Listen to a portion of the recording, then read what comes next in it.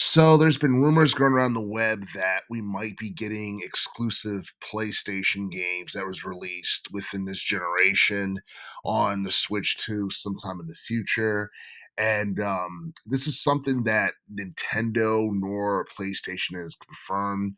But I read online at thegamepost.com that Twitter user by the name of Amrad Dulazik had made a post that I guess a major PlayStation exclusive is supposed to be coming to the PS2. And then there was another journalist for True Gaming who who confirmed that more than one exclusive is going to be coming to the Switch 2. And I don't know if that's going to be later this year or sometime next year, but I went on Game Rant and pretty much they said something to the effect of Shift Up working on bringing Stellar Blade to the Switch 2. So I guess the idea is for Stellar Blade to get ported to the Switch 2. And for those who don't know, Stellar Blade came out this past year in 2024 on the PS5. Then it was eventually on PC, and so far has managed to sell like 3 million copies across both platforms, which is actually pretty decent by today's standards in relation to commercial success and sales, because that seems to be the norm or the average that a lot of video games can do in terms of overall sales. And even if we're supposed to be getting more than just one PlayStation exclusive for the Switch 2, the question is how well will they do? How well will they stand out? Especially considering the fact that Nintendo already has a lot of high profile first party games that they're pushing on their current generation game system, along with the fact that about $4 million of Switch 2 consoles got stolen in a heist not too long ago.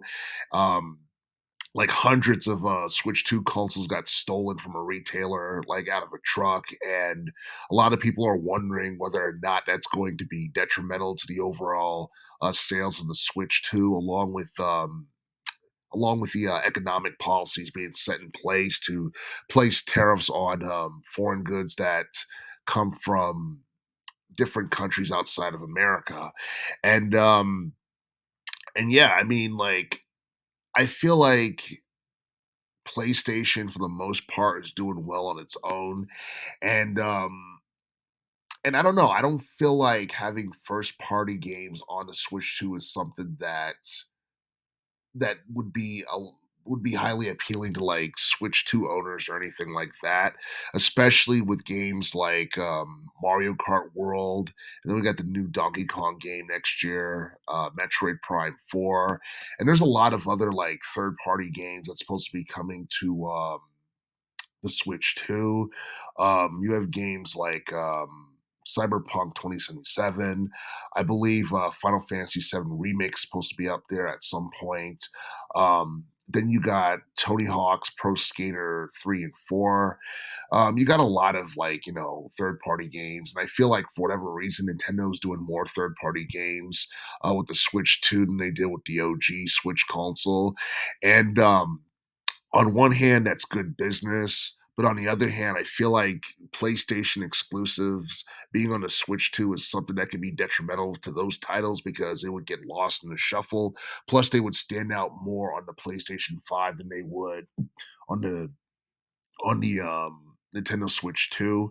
And you look at some of like the best selling like PS5 video games that we've gotten since the PS5 came out. We got Marvel Spider-Man 2, which has done like 11 million copies sold since late 2023. We got Black Myth Wukong, which is actually the second best selling PS5 game. And that came out back in the summer of last year, I believe. It was like in August.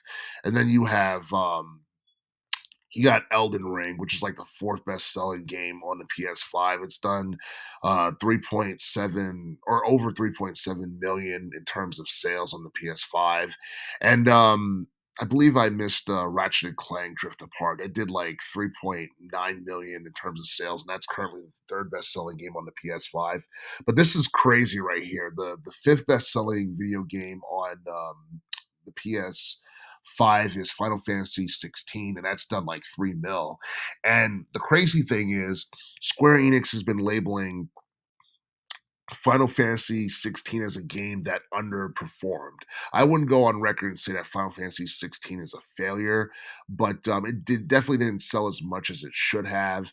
And I don't feel like people would care that much if that game was released on the Switch 2 sometime in the future. But if you're going to put Final Fantasy 7 Remake on the Switch 2, then you might as well do Final Fantasy 16 on the Switch 2 as well.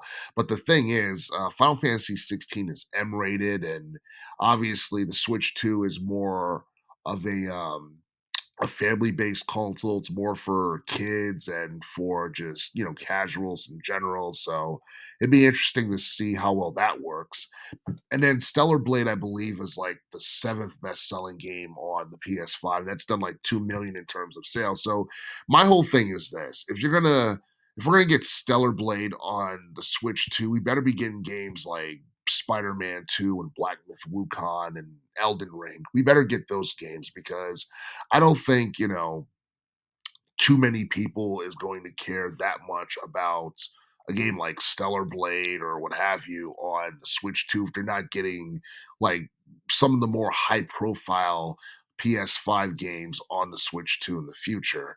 And it makes me wonder, are we going to get like Astrobot on the Switch 2 in the future? Because I feel like that's a game that would definitely stand out because it's something that I mean, in my opinion, like Astrobot is like it's like Sony's version of Super Mario Odyssey, or it's like the PlayStation 5 version of Super Mario Odyssey, and I feel like it would fit pretty well with the Switch 2 console, but I don't think it would do that great in terms of sales because it's going to get overshadowed by just about any Mario or Zelda game that we get on the Switch 2, so I have no idea if if any PS5 game would necessarily shine on the Switch 2 as it would on PC or as it would on, PlayStation 5 or what have you.